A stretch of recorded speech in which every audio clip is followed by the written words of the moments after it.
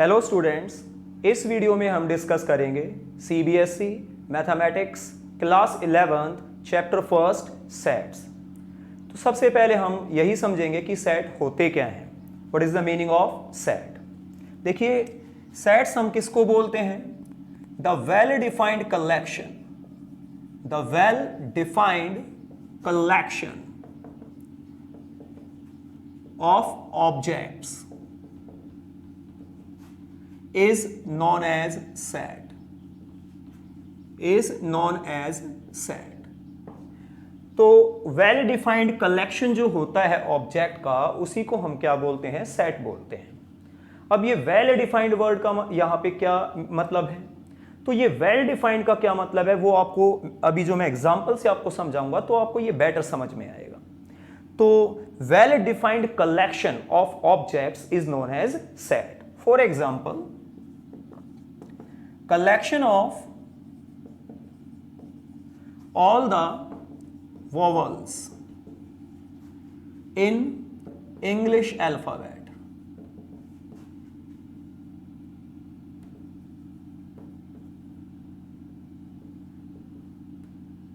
collection of all the vowels in English alphabet।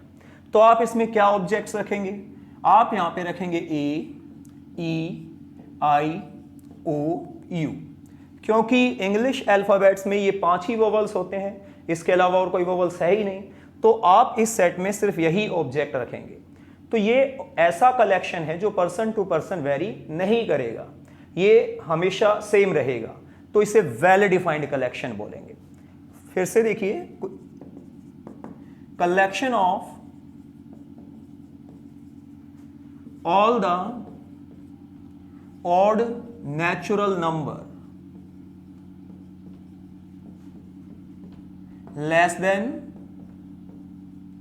10, 10 से छोटे जितने भी ऑड नेचुरल नंबर हैं उनका कलेक्शन। तो आप यहां पे रखेंगे 1, 3, 5, 7, 9। ये सभी नेचुरल नंबर भी हैं, ये ऑड भी हैं और 10 से छोटे भी हैं। तो ये जो कलेक्शन है आप इसमें यही ऑब्जेक्ट्स रखेंगे, इसके अलावा आप और कोई ऑब्जेक्ट यहां पे नहीं रखेंगे। ये collection person to person vary नहीं करेगा, ये कलेक्शन फिक्स है। तो इसे बोलेंगे वेल डिफाइंड कलेक्शन। तो ये एक सेट है। एक और एग्जांपल से समझिए, collection of all the prime factors,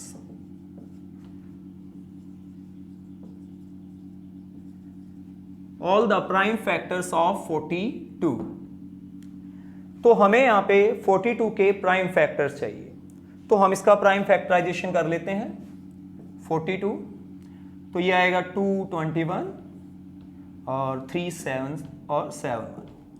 तो यहां पे 42 के जो प्राइम फैक्टर्स है उसमें 2 है, 3 है और 7 है। तो इस सेट के अंदर, इस कलेक्शन के अंदर आप ये 3 ऑब्जेक्ट्स रखेंगे, इनके अलावा और कोई ऑब्जेक्ट यहां पे नहीं आएगा।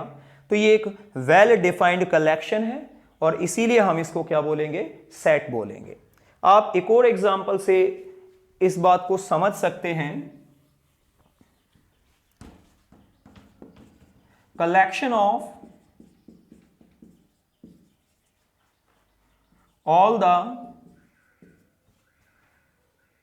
solutions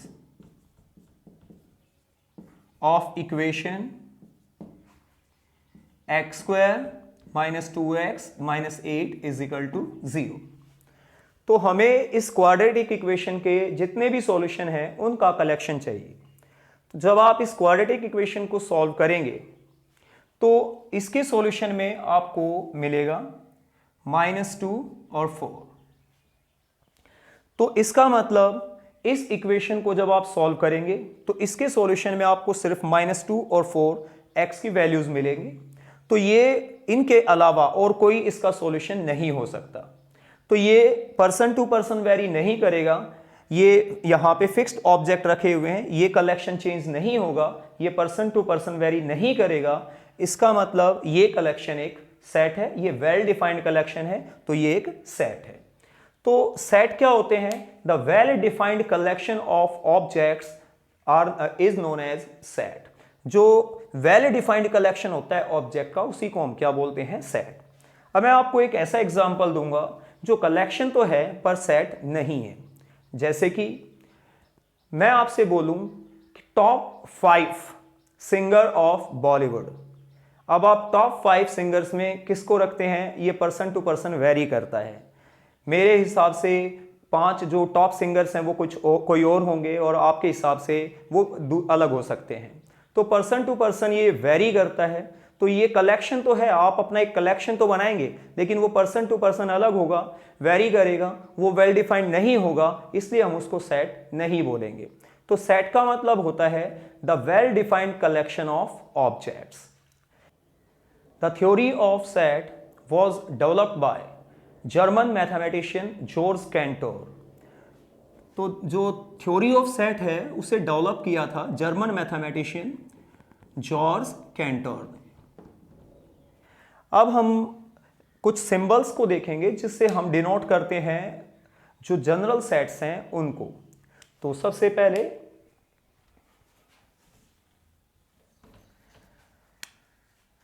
हम अपने पूरे सिलेबस में और आगे की मैथमेटिक्स में भी n से डिनोट करेंगे set of natural number, set of all natural number.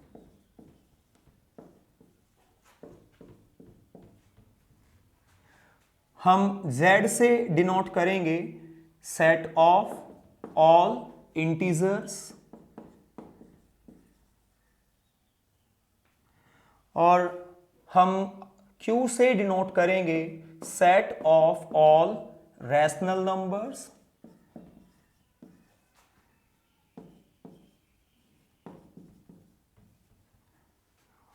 और हम r से डिनोट करेंगे set of all real numbers.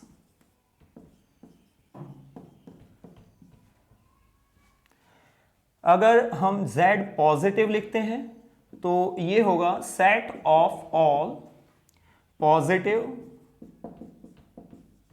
Integers,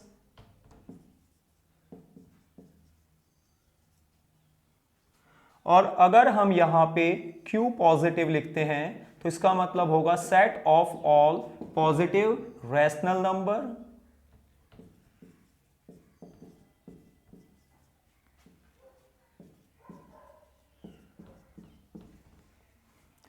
और अगर हम यहां पे r पॉजिटिव लिखते हैं तो ये डिनोट करेगा set of all positive real numbers.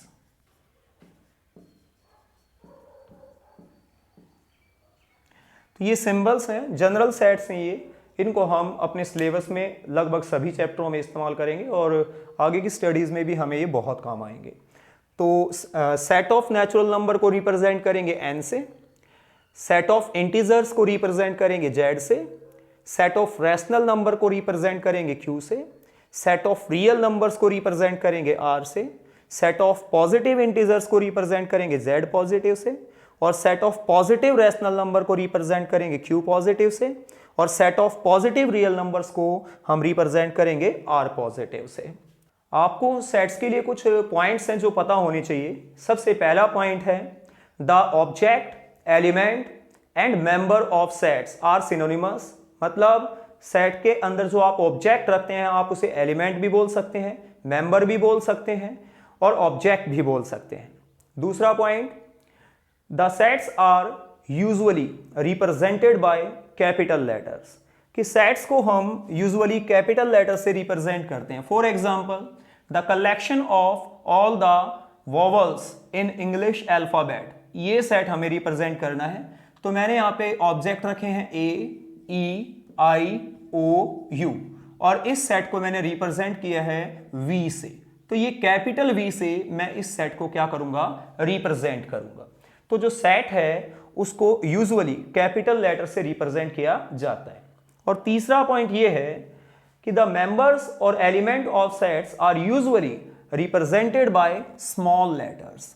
Set के जो मेंबर होते हैं उनको स्मॉल लेटर से रिप्रेजेंट करते हैं। अब हम डिस्कस करेंगे कि सेट्स को रिप्रेजेंट कैसे किया जाता है। तो सेट्स को रिप्रेजेंट करना सीखने से पहले आपको कुछ सिंबल्स पता होने चाहिए। पहले हम उन सिंबल्स के बारे में डिस्कशन करेंगे। देखिए, ये जो सिंबल है ये एक ग्रीक सिंबल है। It is a Greek symbol.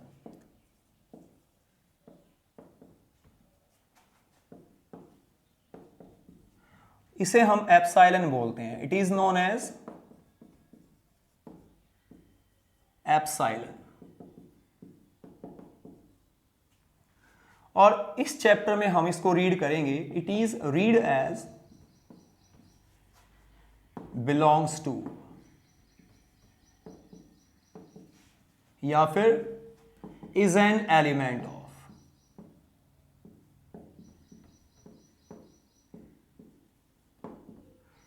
तो इसे पढ़ा जाएगा, इस सिंबल को, एप्सिलॉन को, या तो बिलोंग्स टू या इज एन एलिमेंट ऑफ। जैसे हमारे पास एक सेट है V और उस सेट में एलिमेंट्स हैं A, E, I, O, U। अब यहां पे जो एलिमेंट, जो सेट V है उसमें एक एलिमेंट है A, यानी A जो है वो सेट V का एलिमेंट है। तो हम इसे ऐसे लिखेंगे, A belongs to set V। तो जो A है वो सेट V से बिलोंग करता है, या हम यहां पे कह सकते हैं A is an element of set V। और अगर हम ये कहें कि जो Y है वो सेट V से बिलोंग नहीं करता, तो उसके लिए हमें ये सिंबल इस्तेमाल करना पड़ेगा। इसको रीड करेंगे, it is read as not belongs to, या फिर not is not an element of.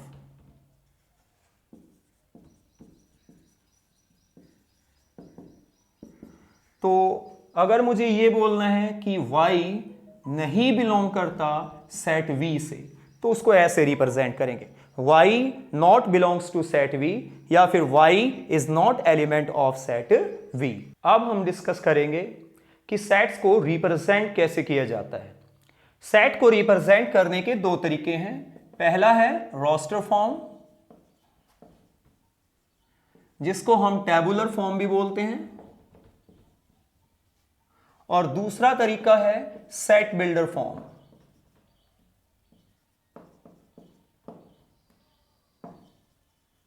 अब एक एक करके हम ये दोनों तरीके समझेंगे कि कैसे इनके द्वारा सेट को रिप्रेजेंट किया जाता है। पहले हम रोस्टर फॉर्म को देखेंगे। रोस्टर फॉर्म में जब हम सेट को रिप्रेजेंट करते हैं, तो रोस्टर फॉर्म में सेट को रिप्रेजेंट करने के लिए एक सेट के जितने भी एलिमेंट्स या उसके मेंबर हैं उनकी लिस्ट बनाई जाती है, जिन्हें कॉमा से सेपरेट किया जाता है और ब्रेसेस में उसको इनक्लोज कर दिया जाता है, यानी ब्रेसेस में उसको रख दिया जाता है, दो करली ब्रैकेट्स के बीच में उनको रख दिया जाता है। तो ये जो सेट को रिप्रेजेंट करने का तरीका है, इसको हम रोस्टर फॉर्म यानी कि टेबुलर फॉर्म कहते हैं। एक एग्जांपल से हम इसको समझेंगे। देखिए, जैसे एक एग्जांपल है ये, set of all factors of 12। तो 12 के जितने भी फैक्टर्स हैं उनका सेट हम यहां पे रोस्टर फॉर्म से रिप्रेजेंट करेंगे। अब set of all factors of 12, इसमें ऑब्जेक्ट्स क्या क्या होंगे? 1, 2, 3, 4, 6 एंड 12। ये सभी 12 के फैक्टर्स हैं, और ये सभी मेंबर लिखने के बाद इनको कोमा से सेपरेट कर देंगे और इन्हें कर्ली ब्रेसेस के बीच में रख देंगे। तो ये जो रिप्रेजेंटेशन है इसको हम रोस्टर फॉर्म बोलते हैं। हाँ, हम इस सेट को रिप्रेजेंट कर सकते हैं किसी सिंबल से। तो मान लीजिए मैं इस सेट को सिंबल ए से क्या कर रहा हूं, रिप्रेजेंट। तो मैं इसे ऐसे लिख दूंगा।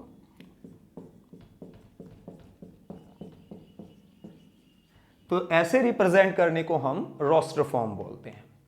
रोस्टर फॉर्म में आपको कुछ बातें हैं जो ध्यान रखनी है। पहला, कि रोस्टर फॉर्म में जितने भी एलिमेंट्स आप रखते हैं, जो मेंबर्स होते हैं, उनका जो ऑर्डर है वो मायने नहीं रखता, वो मैटर नहीं करता। आप इन मेंबर्स को, इन एलिमेंट्स को किसी भी ऑर्डर में रख सकते हैं, आगे पीछे करके कैसे भी रख सकते हैं। तो इनका जो ऑर्डर है वो मायने नहीं रखता, आप किसी भी ऑर्डर में एलिमेंट को प्लेस कर सकते हैं। दूसरी बात, अगर सेट में कोई एलिमेंट रिपीट हो रहा है तो रिपीटेड एलिमेंट को एक ही बार रखा जाएगा, उसे हम एक से ज्यादा बार रिपीट नहीं करेंगे सेट में रखते समय। तो एग्जाम्पल से हम इस बात को समझेंगे, जैसे set of all alphabets of word school. जो ये वर्ड स्कूल है, इस वर्ड में जितने भी अल्फाबेट्स हैं उसका हमें क्या बनाना है, सेट बनाना है। तो यहां पे जो ऑब्जेक्ट्स होंगे उसमें एस है, सी है, एच है, ओ है और एल है। यहां पे ओ 2 बार रिपीट हुआ है लेकिन उसे एक ही बार रखा जाएगा, यानी जो रिपीटेड एलिमेंट्स हैं वो एक ही बार रखे जाएंगे। और अब इन्हें हम कॉमा से सेपरेट कर देंगे और करली ब्रेसेस में रख देंगे, तो ये हो गई इसकी रोस्टर फॉर्म। तो इस तरीके से हम रोस्टर फॉर्म में सेट को रिप्रेजेंट करते हैं। और अब हम डिस्कस करेंगे सेट्स को रिप्रेजेंट करने का दूसरा तरीका, यानी कि set builder form.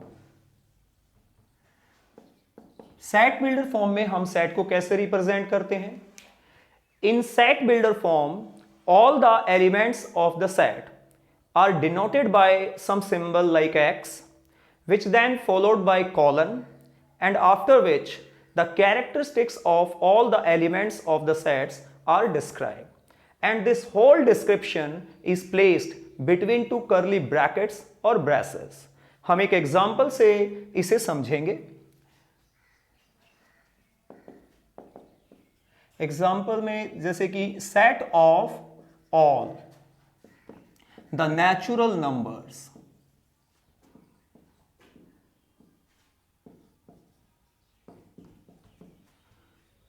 less than 10। तो हमें एक सेट रिप्रेजेंट करना है जिसमें हमें मेंबर्स रखने हैं सभी नेचुरल नंबर जो 10 से छोटे हैं, और हमें इस सेट को सेट बिल्डर फॉर्म में रिप्रेजेंट करना है। तो इसके लिए हम क्या करेंगे, इस सेट के सभी मेंबर की लिस्ट ना बना के उनको एक सिंबल x से डिनोट कर देंगे, और उसके बाद हम कॉलन लगाएंगे और उसके बाद बताएंगे कि ये जो x है जिन एलिमेंट्स को रिप्रेजेंट कर रहा है उनकी कैरेक्टरिस्टिक्स क्या है। तो यहां पे हम लिख देंगे x is a natural number less than 10, और इस पूरे डिस्क्रिप्शन को हम ब्रेसेस में रख देंगे, यानी कर्ली ब्रैकेट्स में रख देंगे। इस तरीके से सेट को जो हम रिप्रेजेंट करते हैं उसे सेट बिल्डर फॉर्म कहते हैं। यहां पे हर एक सिंबल का एक मतलब है।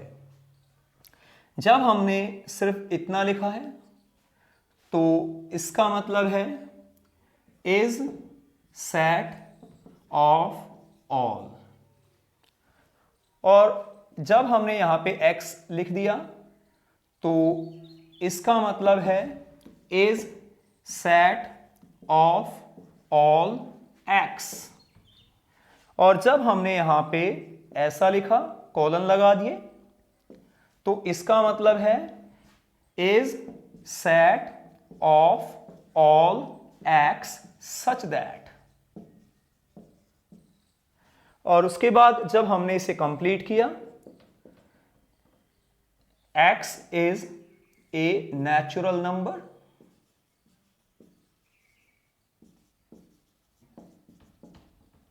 लेस देन 10, तो यहां पे ये हो जाएगा is set of all x such that x is a natural number less than 10।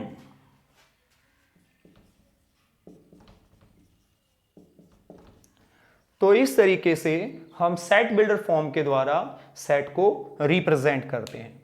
I hope आपको दोनों तरीके समझ में आ गए होंगे, रोस्टर फॉर्म भी और सेट बिल्डर फॉर्म भी। अब हम कुछ एग्जांपल्स करेंगे जिससे आप एनसीईआरटी की पहली एक्सरसाइज कर पाएंगे।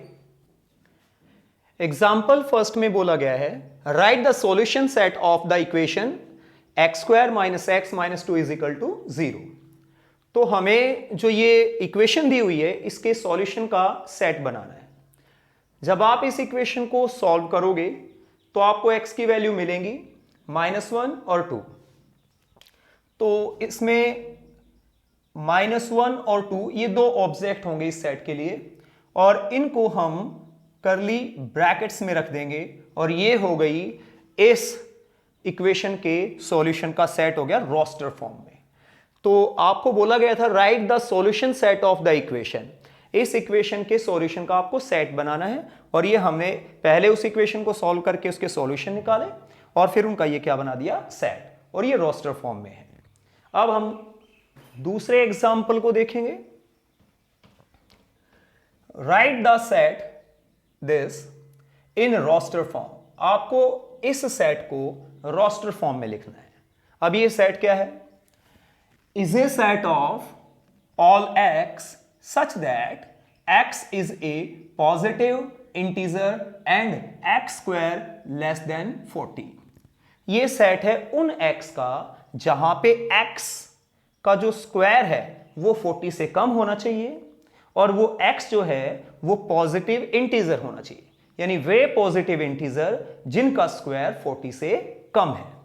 तो वे पॉजिटिव इंटीजर है 1 का स्क्वायर 40 से कम है, 2 का स्क्वायर भी 40 से कम है, 3 का स्क्वायर भी 40 से कम है, 4 का भी, 5 का भी, 6 का भी, लेकिन 7 का स्क्वायर 49 हो जाएगा, वो बड़ा हो जाएगा। तो ये सभी पॉजिटिव इंटीजर भी हैं और इन सब का जो स्क्वायर है वो 40 से कम भी है। तो ये बन गया सॉल्यूशन सेट या इसकी रोस्टर फॉर्म। तो इस सेट की ये है रोस्टर फॉर्म। अब हम तीसरे एग्जांपल को समझेंगे।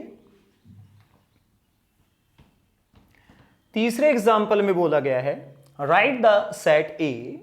ये आपको सेट दिया हुआ है ए, इसको आपको सेट बिल्डर फॉर्म में लिखना है। अब हमें साफ साफ दिखाई दे रहा है कि ये जो सेट है इसमें ये नेचुरल नंबर के स्क्वायर है, 1 स्क्वायर, 2 स्क्वायर, 3 स्क्वायर, 4 स्क्वायर। तो ये नेचुरल नंबर के स्क्वायर का सेट है। तो हम इसे ऐसे बोलेंगे, सेट बिल्डर फॉर्म में इस तरीके से रिप्रेजेंट करेंगे कि ये जो सेट के एलिमेंट्स हैं उनको एक सिंबल से दिखा देंगे, उसके बाद कॉलन, और बताएंगे कि जो x है वो बराबर है n स्क्वायर के, जहां पे where n belongs to natural number या n belongs to positive integer. Okay, तो आप इसे इस तरीके से डिनोट कर सकते हैं सेट बिल्डर फॉर्म में। अगर हम यहां नेचुरल नंबर यूज कर रहे हैं तो नेचुरल नंबर। तो ये हो गई इस सेट की सेट बिल्डर फॉर्म। अब हम इस सेट को सेट बिल्डर फॉर्म में रिप्रेजेंट करेंगे। ये आपका फोर्थ एग्जांपल है। जो फोर्थ एग्जांपल है उसमें आपको बोला गया है कि ये जो सेट आपको दिया हुआ है इसको सेट बिल्डर फॉर्म में लिखिए। तो हमें दिखाई दे रहा है साफ साफ कि ऊपर ये जो है वो पॉजिटिव इंटीजर यानी कि नेचुरल नंबर है जो कि 1 से लेके 6 तक है और उनके डिनोमिनेटर में जो नंबर हैं जो वो न्यूमिरेटर से एक ज्यादा है। तो हम इसे कैसे रिप्रेजेंट करेंगे सेट बिल्डर फॉर्म में?